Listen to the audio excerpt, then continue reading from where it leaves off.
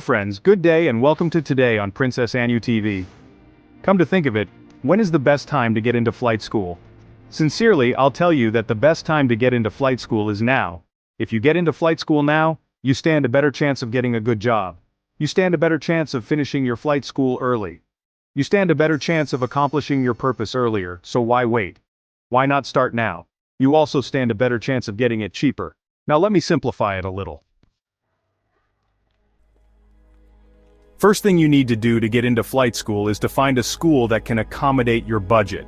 Why I'm saying find one that can accommodate your budget is, what's the point of picking a school that you know you cannot afford, or a school that you feel might not soothe your style? Now, soothing your style is a different topic on its own because this will depend on, do you want to be a full-time student or do you want to be a part-time student?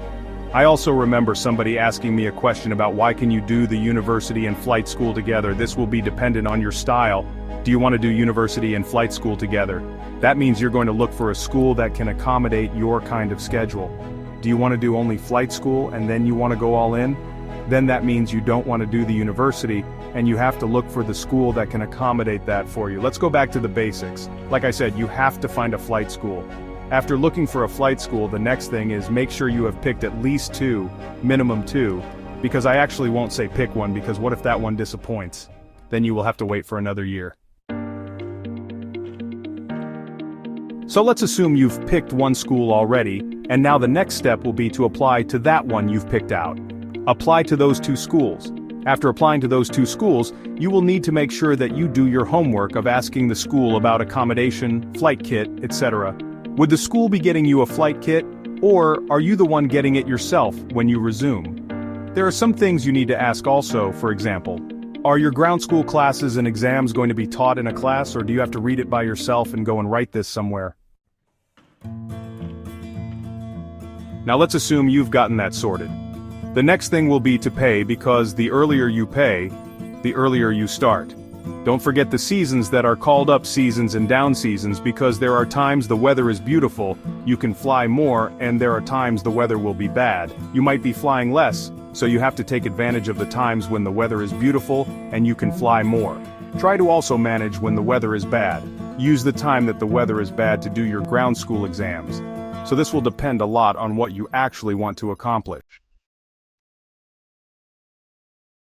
Next thing I will say is set realistic goals for yourself. If you know you can do one exam, like the schools that you don't have to write all your exams at once, set them probably one exam per month or one exam per week. So you're going to focus on reading for intense meteorology all through that week because you know you want to go and write the meteorology exam and make sure you pass it.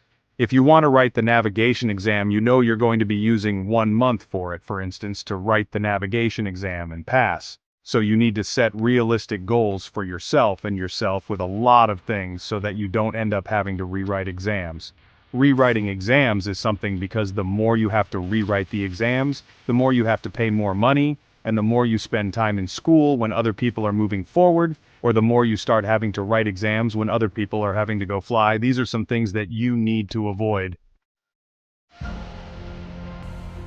I want you to know that now you've set those realistic goals, the next thing is start projecting how to get to where you want in the aviation industry. What airline do you want to go to? Do you want to fly in the corporate? Do you want to fly in the commercial? Do you want to fly in cargo or charter? Depending on where you want to fly in, you have to project yourself to say, okay, this is the area I'm looking at my life. With the help of God, life has a way of pushing you to a place that suits you. Depending on God to keep a spot for you, you have to also project where you would love to be while you're trusting God to help you.